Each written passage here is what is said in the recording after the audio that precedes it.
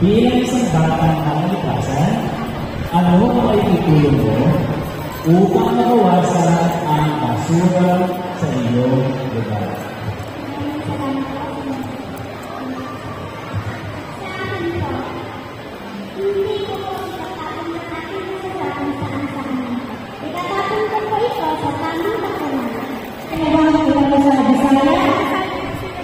Sige, pwede ako mag-translate.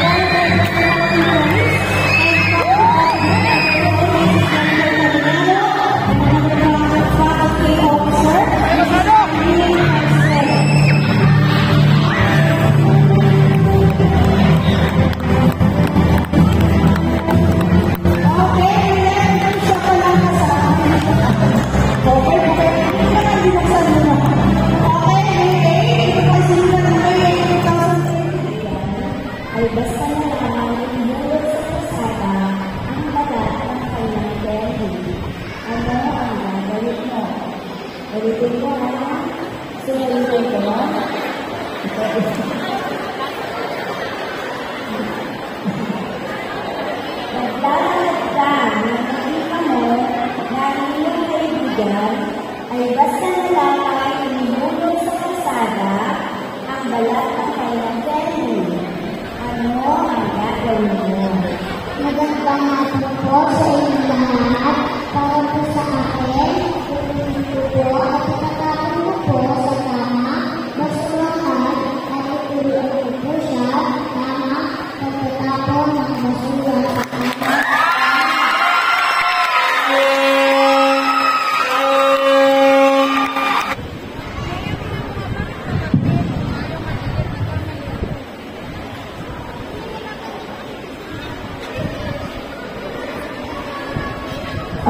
ang tatanong ko ay si Patulungan Margie Aman Akutan. Our God's House. Abig ka na. Ito yung tanong mo. Bilang isang mag-aaral, ano ang pwede mong gawin upang mapanatili ang kalikasan ng ating paaralan? Huwag po basta-basta magpalit kung saan-saan sa paaralan. O kahit sa labas ng klaseng o huwag po magkakalat. Kung nagbasurang kayo ay ipapin po sa pamamasagan. At ayun po ang makikita ng kanila. Okay. Wala ka na ba? Galing din. Thank you. Okay. Magandang hapon. Okay ka lang? Masaya ka naman? Sa tanong na kita ha? Pwede ka ba? Pwede ka lang ba? Okay. So, ito na yung mo. Nakita mo ang ganda ng mga bulaklak sa ating school garden. Ipagkatitikisin mo ba ito o hindi at bakit? Hindi ko po ito. Kasi po, dahil po ang kailangan at bulaklak po, napakaganda po, napakaganda na, ulit po. Kaya yung maaalaan po. Kaya po, hindi ko po ito. Kasi maraming salamat po.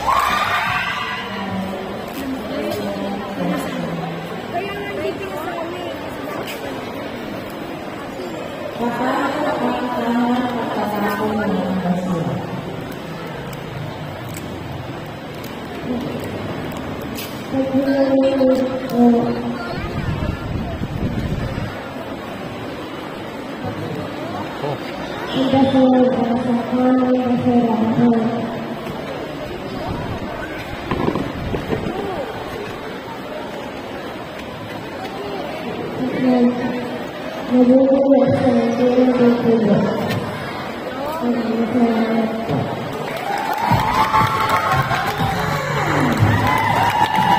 Thank you, Mama. There's a great deal important.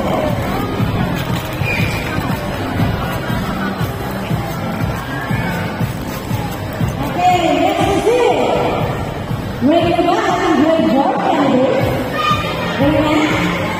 Okay, next one. Miss Zaya Leon.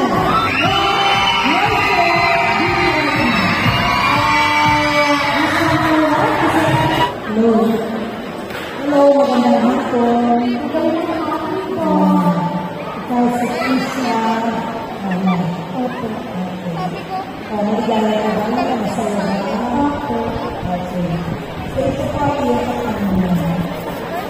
Kung ikaw ang leader ng mga kabataan, anong proyekto ang kalikasan ang isusulong at ipatutupad mo at bakit?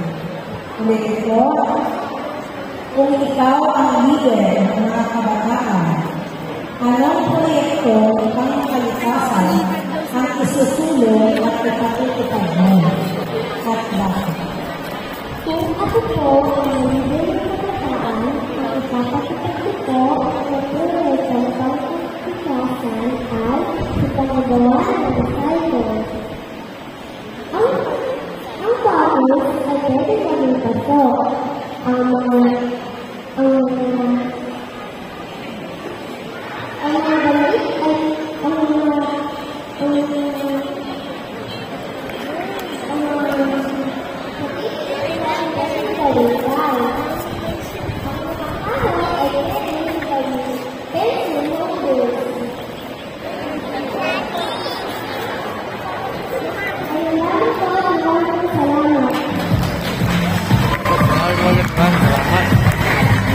Thank you so much. Great for important.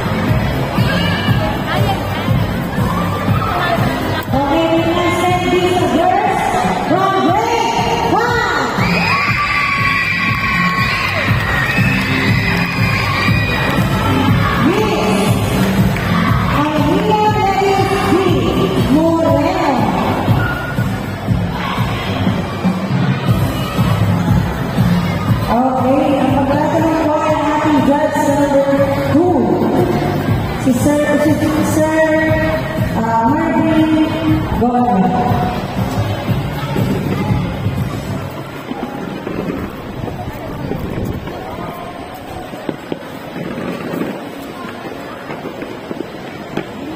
Okay, handa ka mo ba?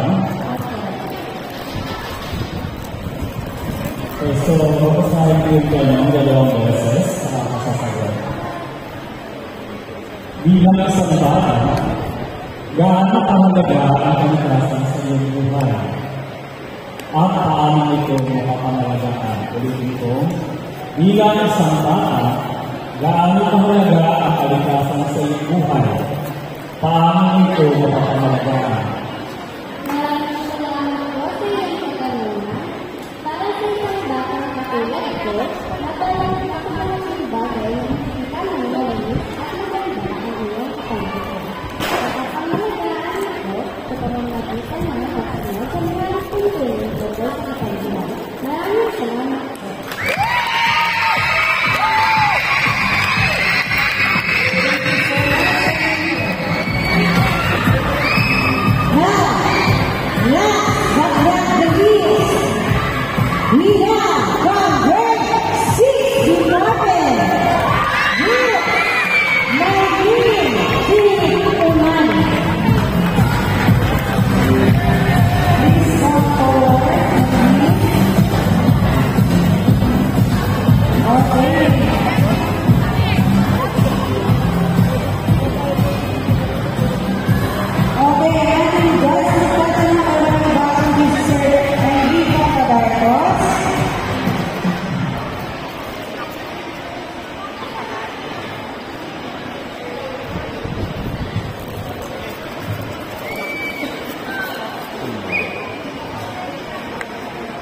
Hello, my baby. Good afternoon. So, narito ang iyong katanungan. Hindi mabuti, bilang isang batang nakakalikasan, ano ang maitutulong mo upang mabawasan ang basura sa iyong lugar? Bilang isang batang nakakalikasan, ano ang maitutulong mo upang mabawasan ang basura sa iyong lugar?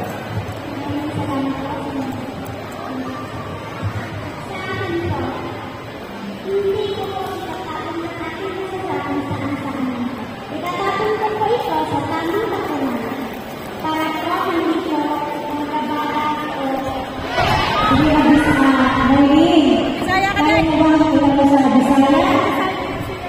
Sige, pwede ako mag-translate.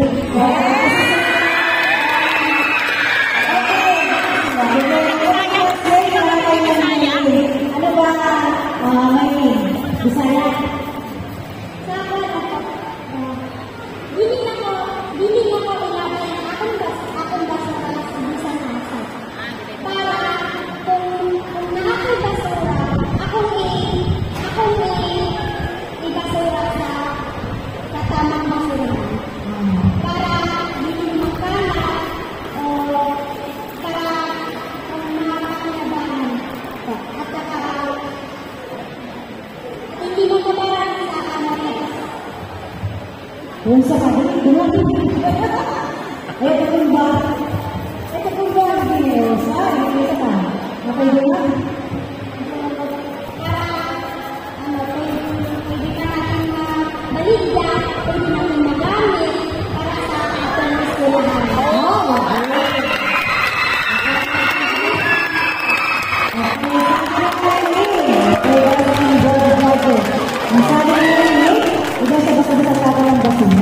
Itapon daw yung sa tamang katalan ng basura. Tapos yung mga basura mo natatapon na bagay na, mapakinabangan ka daw yun. Pwede recycle ka na. Para magamit ka. Ano na, bilang ba, yun daw ang gagawin niya bilang ba.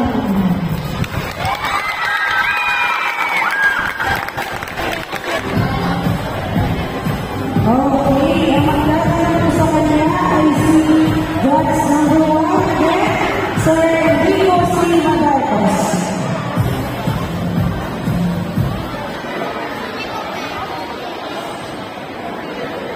Okay, team, maraming kakabuti kay Sir. Kaya kung sila rin, sasagutin mo ng maayos Ayos, okay? Okay, good afternoon. Okay, sa makinig mabuti ha, sa tanong ng iyo. Makinig dito, may nakita lang nakakala na papel sa labas ng iyong classroom. Ano ang iyong gagawin? At bakit? Ulitin ko yung tanong, may nakita lang nakakala na papel sa labas ng inyong classroom. Ano ang iyong gagawin? At bakit? Pagmulutin at ilalagay sa tanang nagalang sa basurahan.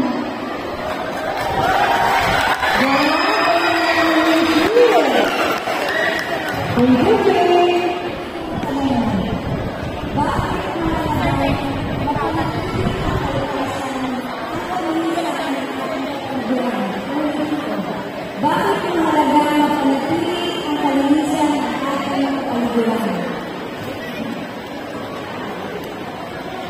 Iisipin natin ang ating siyudad at magsasabi tayo maganda tayo natin ang pangalaman sa kama.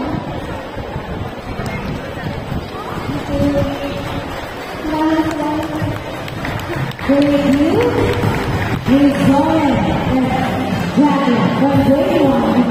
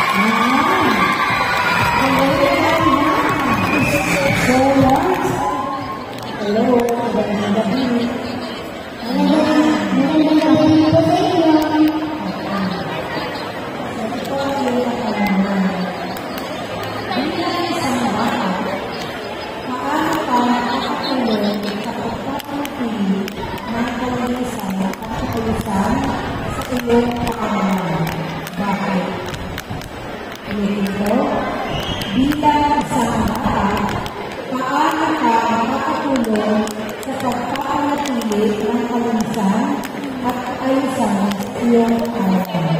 Bakit? Magandang gabi po sa inyo lahat at maraming salamat po sa iyong katanungan. Bilang isang bata, nakatulong po ako sa pagpapanatili na maging malinis, maayos at maganda ang ating kalagayan sa pamamagitan ng pagpupulot ng mga basura na nakakalat sa kapaligiran at pagtatapon ito sa tamang basurahan. At maaari ko rin itong gamitin ang aking Facebook account upang makikaya ko ng dapat kong bata upang tumulong po mapanatili na malinis, maayos, at magandang kalikasan. Dahil base po sa DepEd core values, ang isang batang Pilipinong mag-aaral ay dapat makalikasan. At iyon po ang aking isasabuhay. Maraming salamat.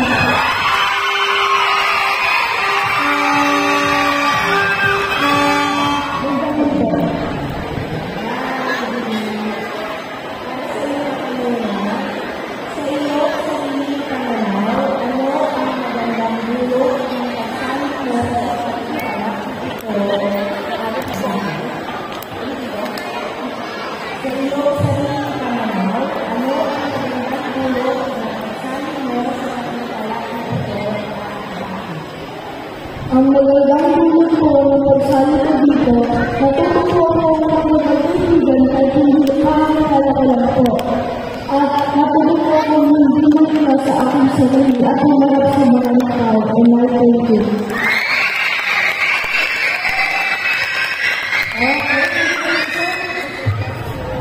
Magandang gabi sa iyo, Mr. Papa. Magandang gabi po. Okay. Pinakabahan. Ang pinakabahan. Okay. Sa iyo, klase, ano ka, officers? Officer. Wala. Okay. So, ang tanong mo, para sa iyo, kung ikaw ang papalarin ng manalo sa Mr. and Miss Edo Ubes, paano mo ipapakita ang pagiging isang mabuting ehemplo o halimbawa sa iba pang mag-aaral ng poblasyong elementary school? Ulitin ko, kung ikaw ang papalarin ng manalo sa Mr. and Miss Edo Ubes, paano mo ipapakita ang pagiging isang mabuting ehemplo o halimbawa sa iba pang mag-aaral ng poblasyong elementary school? If I am going to win Mr. Rico Pobes, I will create an organization that will help, encourage, and educate my fellow students on how to protect Mother Nature, like making useful things from scratch, embrace materials, volunteering to lead the community, and planting trees. That's why I encourage everyone. Let's protect our home, our planet, our future.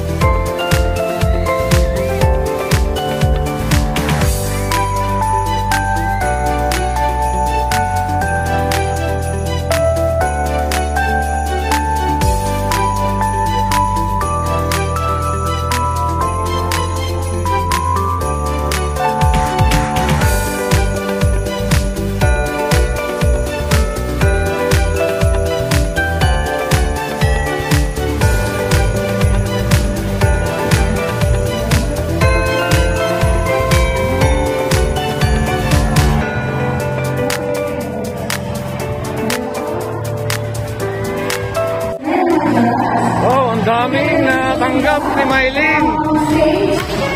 Ayan.